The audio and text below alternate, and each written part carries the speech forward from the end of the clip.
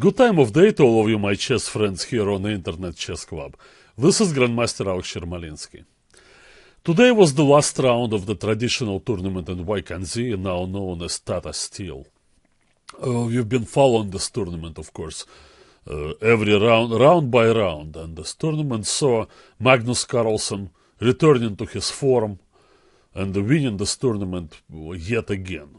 Obviously, there were some questions about Magnus's performance in some of the tournaments last year, although he did redeem himself at the finish line of the Grand Chess Tour by ultimately capturing the London leg of that, the final leg, and the overall first place. Although it wasn't honestly a very convincing win by Magnus Carlsen altogether, and he dropped quite a bit of rating points. But new year brings, of course, new expectations and new hopes, and Magnus started the year very well. Looking at the final cross table, he scored in this tournament +5 and won it by a full point ahead of Fabiano, Caruana and Dingligen. Probably Magnus's score could have been even higher. He was really never in trouble throughout the whole tournament, and if he got off a little faster start, maybe he would have scored more. But as it turned out, it was enough.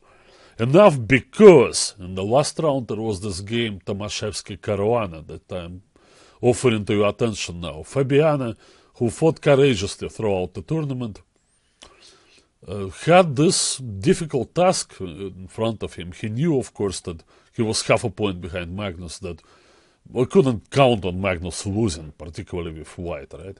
As it turned out, Magnus had a long game with Dingligen, and Magnus pressed toward the end, trying to win rook and bishop versus rook. The Chinese grandmaster defended confidently, and it was a draw.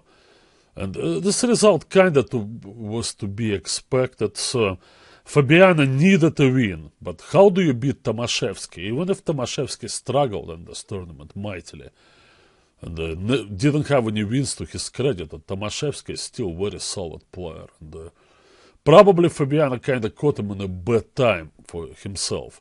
In the beginning of the tournament, Tomashevsky looked a little shaky. He was losing games and he was pressing, trying to get back into the tournament. He was more vulnerable, but as it happens with experienced players, and Tomashevsky is not a youngster, toward the end of the tournament, he simply went to damage control, didn't want to lose any games, and just played solidly, because what difference does it make? You know, you finish -1, -2, 50%. Money-wise, it's not so important, and rating-wise, for Tomashevsky, it's also not that important now. He needs to regroup and try to get back to the upper part of the 2700. So therefore, it was difficult for Fabiano to play for a win. And what he did was rather not convincing. He chose the Nimzo. Tomashevsky is extremely solid. And then he went for this B6 line. I mean, Fabiano basically rode his Grunfeld along, for many years, being one of the most advanced theoreticians, experts on the Grunfeld. But the Grunfeld was expected by Tomashevsky. And then Fabiano tries to branch out and play something else, particularly in this situation when he's trying to get a sharper game against extremely well-prepared and solid player.